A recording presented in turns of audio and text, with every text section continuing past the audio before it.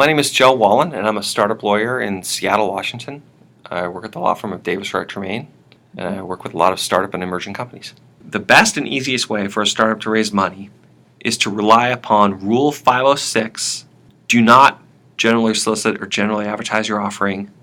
Work from contact to contact, people you know, and only take money from accredited investors. An accredited investor is an investor with over $1 million net worth, excluding their primary residence, or more than $200,000 in income over the last 2 years with the expectation of the same in the current year, or with their spouse $300,000 of income over the last 2 years with the expectation of the same in the current year. Well, first off, what you should know is before you can sell any security, you have to either register the security with the SEC and the state securities departments, or you have to find an exemption from registration. And registration is a very expensive process, so finding an exemption is a critical step in a fundraising. Most startup and early stage companies rely on the exemption that is known as Rule 506, and that is an exemption that allows you to raise an unlimited amount of money as long as you raise it from accredited investors. And the requirements for using Rule 506 are not that burdensome. So for example, you have to ensure that your investors are accredited. You have to file forms with the SEC in each state in which you have investors. But there are no specific information requirements.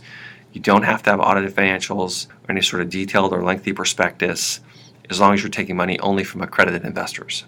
Raising money from non-accredited investors involves a lot more complexity and expense. And this is why most startup companies will limit their rounds to solely accredited investors.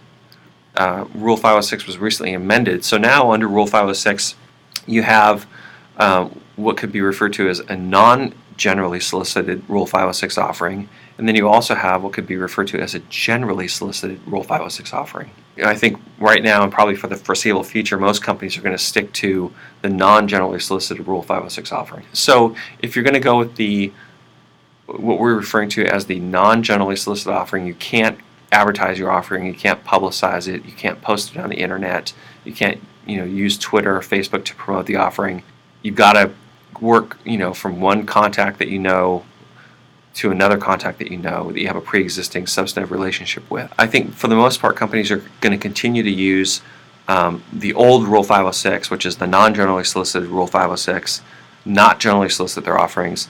And the reason being is because if you generally solicit, you have to ask your investors for proof that they're accredited investors, proof of their income, proof of their net worth, and there's a potential reluctance on the part of investors to share that information with companies in which they're considering an investment. So there are third-party services. So suppose you're a company raising money in a Rule 506 offering and you've chosen to solicit your offering, advertise your offering, and so now you have to ask your investors for their financial statements or proof of their income or net worth. And suppose your investors say they don't want to give that information to you, the company.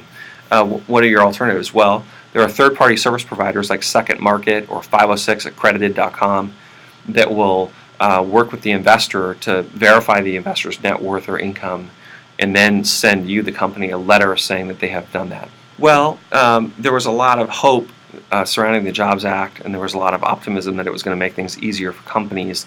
Unfortunately, the SEC rules implementing the Jobs Act sort of hamper the promise of the Jobs Act. A lot of companies, I think, are going to steer away from generally soliciting their offerings just because of the additional work involved and the potential investor reluctance to share their personal financial information. There's no such thing as a friends and family securities law exemption.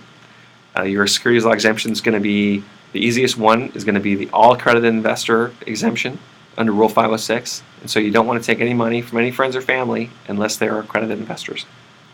So in other words, if you're trying to keep your legal costs down, you're trying to keep your life as administratively simple and easy as possible, the answer is don't generally solicit, take money from only accredited investors, and use what's known as Rule 506B, the non-generally solicited Rule 506 offering.